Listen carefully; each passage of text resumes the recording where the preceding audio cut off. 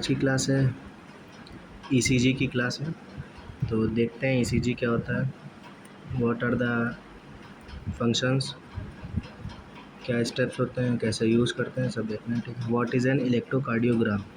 N electrocardiogram और ECG records the electrical activity of the heart. ठीक है। जो हमारी ईसीजी मशीन है वो क्या करती है, जो भी हमारी हार्ट की इलेक्ट्रिकल एक्टिविटी है उसको रिकॉर्ड करेगी। इलेक्ट्रिकल एक्टिविटी कहाँ से जनरेट होती है?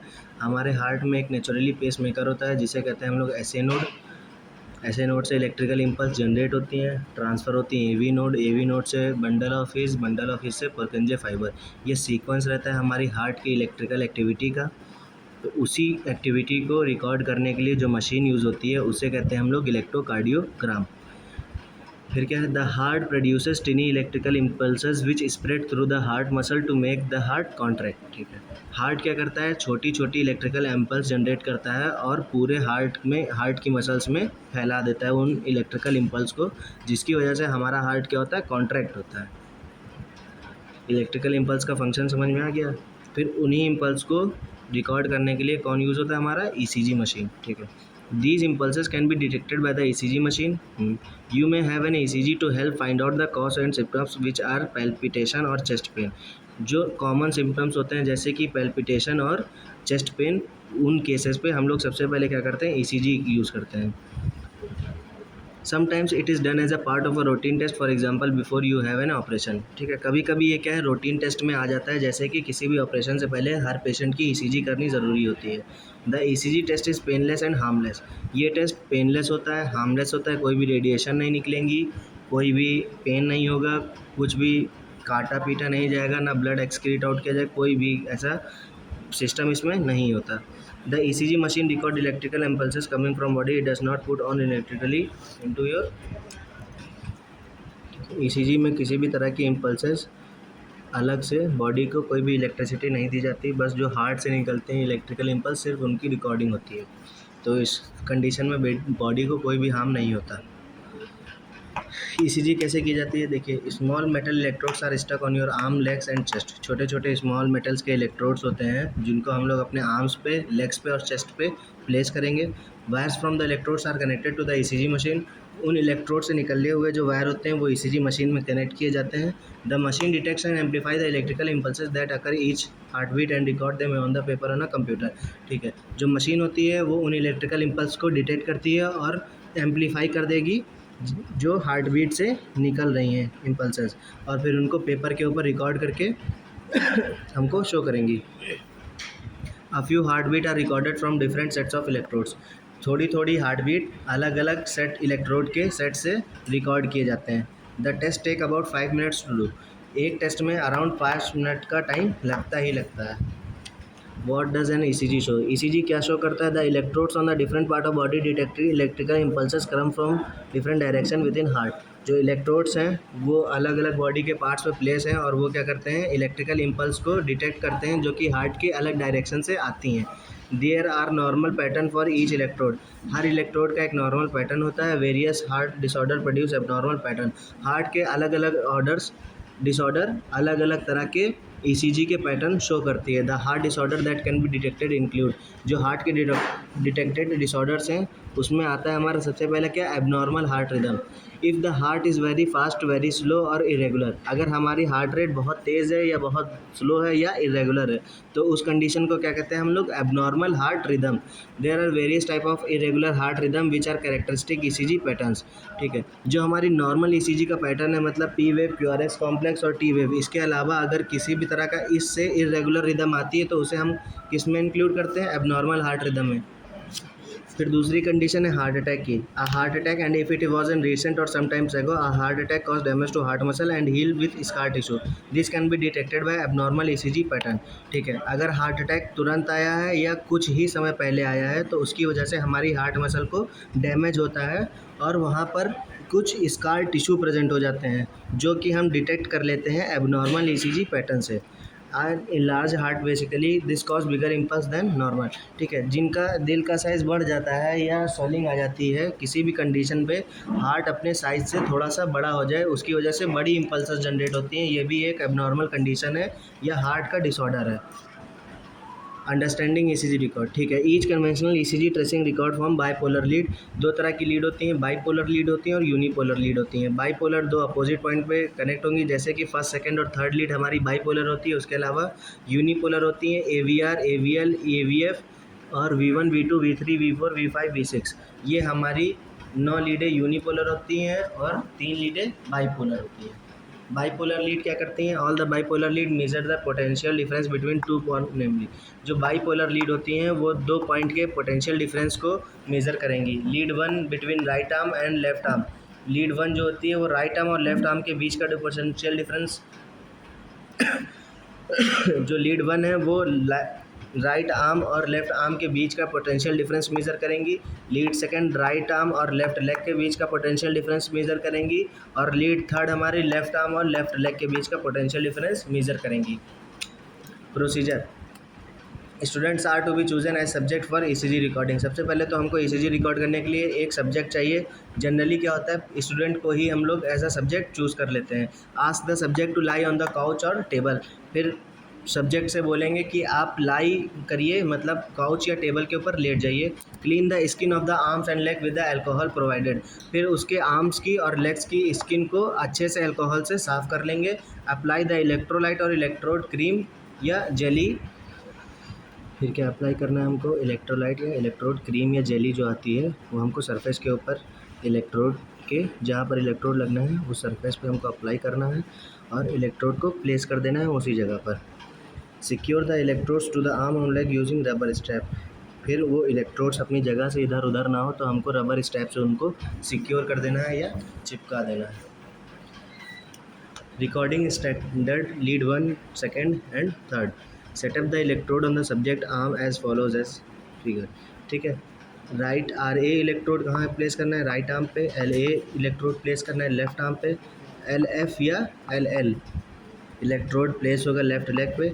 और एक अर्थ या ग्राउंड इलेक्ट्रोड जो होता है वो हमको राइट लेग पे प्लेस करना है। इसके बाद setup the physiograph using channel second with paper speed 2.5 centimetre per second and calibrate the recording pen at 1 micro volume per centimetre, ठीक है। फिर हमको 2 चीज़ें सेटअप करनी पड़ेंगी, जैसे कि पेपर की स्पीड 2.5 सेंटीमीटर पर सेकंड और कैलिब्रेट करना पड़ेगा रिकॉर्डिंग पेन को 1 माइक्रोवेव पर सेंटीमीटर, ठीक है। उसके बाद record 5 heart beat from each lead. हर एक लीड से 5 हार्ट बीट रिकॉर्ड करनी है, lead first, lead second and lead third से। Without changing the position of an electrode, change the knob on the physiograph to record unipolar lead। बिना electrode की position change किए हुए हमको knob को change करना है यूनिपोलर लीड को एवीआर, एवीएल और एवीएफ से। फिर हमको दोबारा 5 रिकॉर्ड करने हैं हार्ट बीट के तीनों लीडों से, एवीआर, एवीएल और एवीएफ से।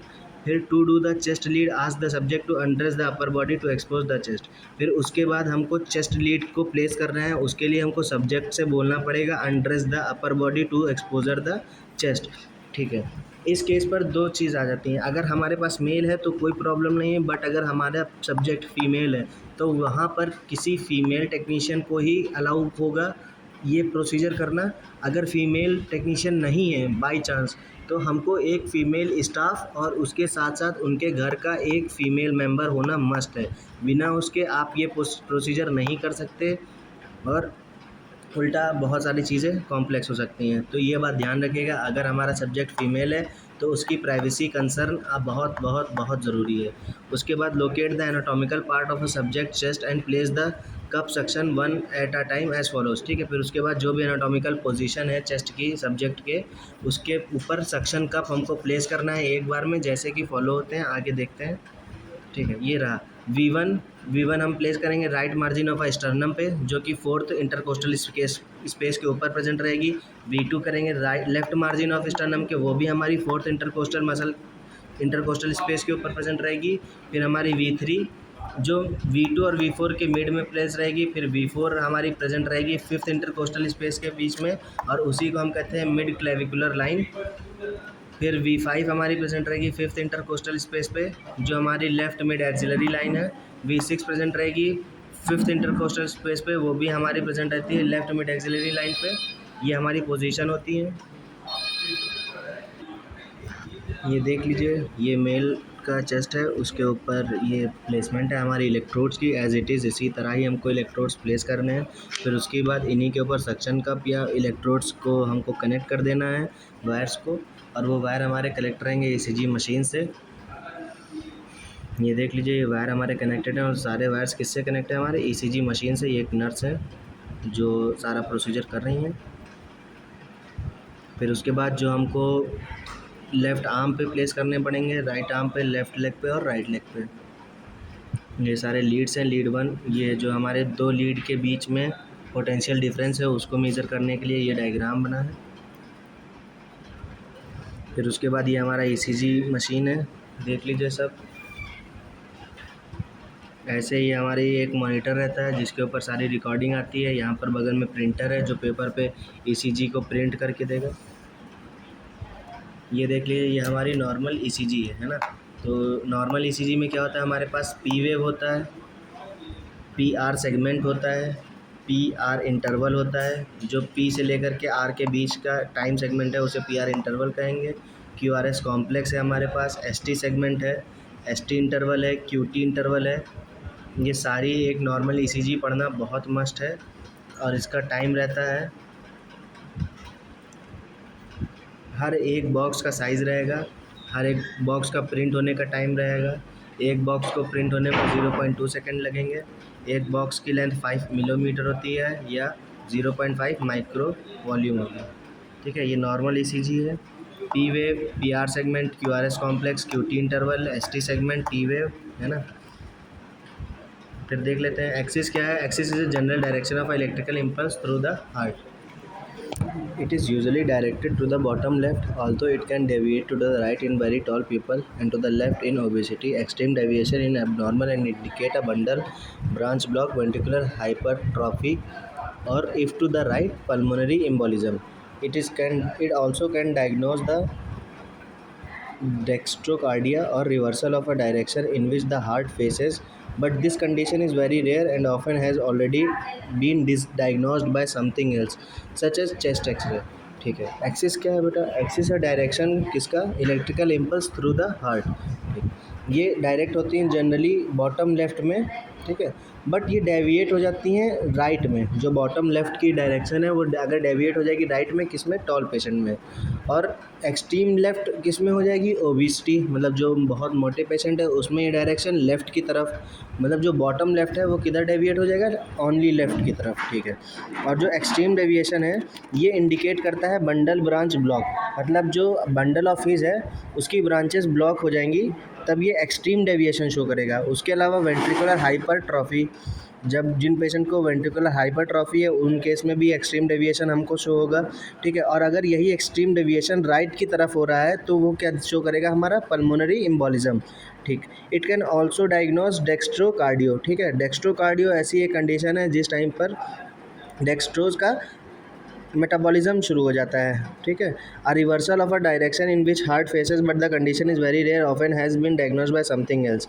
ठीक है, अगर ये ही सारी डायरेक्शन रिवर्स हो जाए तो वो किससे हम लोग डायग्नोज करेंगे, चेस्ट एक्सरे से। उसके अलावा क्या है, P wave. The P wave is electrical signature of a current that cause atrial contraction. P wave क्या शो करेगा, हमारा एट्रियल कॉन्ट्रैक्शन को शो करेगा। Both the left and right atria contract simultaneously, दोनों लेफ्ट और राइट एट्रिया साइमल्टेनियसली कॉन्ट्रैक्ट करते हैं। Irregular और एब्सेंट पी वेव में इंडिकेट एरिथमिया। अगर हमारी पी वेव इरेगुलर है और एब्सेंट है तो शो क्या करेगी, वेंट्रिकुलर एरिथमिया। ठीक, it is a relationship to the QRS complex determine the presence of a heart block. अगर ये QRS कॉम्प्लेक्स से एकदम कोलैप्स हो रही हैं तो वो क्या प्रेजेंट करता है, हमारा हार्ट ब्लॉक को शो करेगा। फिर उसके बाद आता है हमारा QRS complex. QRS complex correspond to the current that cause contraction to the left and right ventricle. QRS complex क्या शो करेगा, हमारा लेफ्ट और राइट वेंट्रिकल के कॉन्ट्रैक्शन को शो करता है, which is much more forceful that than the atria and involve more muscle mass, thus resulting in the greater ECG deflection. देखिए QRS complex है वो देखिए बहुत बड़ा होता है, चाहे P वेव हो चाहे वो T वेव हो, उन दोनों के कंपेरिजन में QRS कॉम्प्लेक्स ब्रॉड होता है। किसकी वजह से, क्योंकि इस टाइम पर लेफ्ट और राइट वेंट्रिकल दोनों कॉन्ट्रैक्ट होते हैं जिसमें ज़्यादा फोर्स हमारा यूज़ होगा और ज़्यादा मसल्स मास यूज़ होंगे हमारे एट्रियल वेंट्रिकल कॉन्ट्रैक्शन में। फिर उसके बाद हमारा क्यू वेव प्रेजेंट करता है स्मॉल हॉरिजॉन्टल करंट, जो कि एक्शन पोटेंशियल ट्रैवल करेगा हमारा इंटरवेंट्रिकुलर सेप्टम के थ्रू। ये बहुत वाइड और डीप क्यू वेव क्या शो करेगा हमारा, जो इंटरवल जो हमारा वेव है सेप्टल ओरिजिन से मायोकार्डियल इन्फेक्शन हमारा बहुत वाइड हो जाएगा जब हमारा क्यू और क्यू वेव बहुत डीप जाने लगे, तो वो हमारा शो करता है मायोकार्डियल इन्फेक्शन। फिर उसके बाद आरएस वेव जो होती हैं वो हमारी मायोकार्डियल कॉन्ट्रैक्शन को रिप्रेजेंट करेंगी, और अगर क्यूआरएस कॉम्प्लेक्स में किसी भी तरह की एबनॉर्मेलिटी आती है तो वो बंडल ब्रांच ब्लॉक को शो करेंगी और वेंट्रिकुलर टैकिकार्डिया या वेंट्रिकुलर हाइपरट्रॉफी को इंडिकेट करती हैं। फिर आता है हमारा T wave. The T wave represent the repolarisation of a ventricles. T wave हमारा शो करेगा रीपोलराइजेशन का।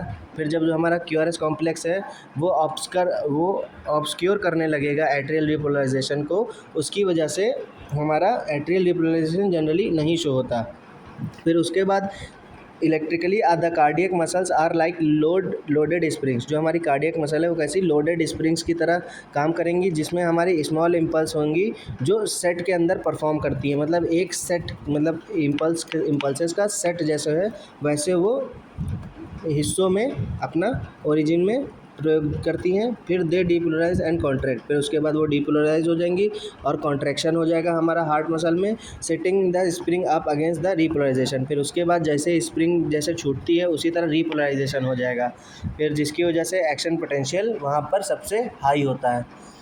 उसके बाद आएगा इन mostly T wave is positive. ज़्यादातर लीडों में टी वेव पॉजिटिव होती है, और निगेटिव टी वेव क्या शो करता है हमारा, डिसीज़ का साइन शो करता है। Also the inverted T wave is normal in V1 and V2 V3 black people. ठीक है, जो टी वेव है वो जनरली अगर इन्वर्टेड आएगी तो V1 और V2 में इन्वर्टेड ही शो होती है टी वेव हमारी। The ST segment connects the QRS complex and the T wave. जो एसटी सेगमेंट है वो क्यूआरएस कॉम्प्लेक्स को टी वेव से कनेक्ट करेगा, और ये डिप्रेस करके क्या दिखाएगा, इस्कीमिया का और मायोकार्डियल इन्फ्रेक्शन। जैसे ये डाउन स्लोप में जाएगा, ये डाइगॉक्सिन यूज़ करते हैं हम लोग। डाइगॉक्सिन एक ड्रग होती है। टी वेव एबनॉर्मलिटीज़ में indicate electrolyte disturbance such as hyperkalemia. और अगर टी वेव में किसी भी तरह की एबनॉर्मलिटी आती है तो वो शो करेगी हमारी इलेक्ट्रोलाइट डिस्टर्बेंस जैसे कि हाइपरकैलेमिया।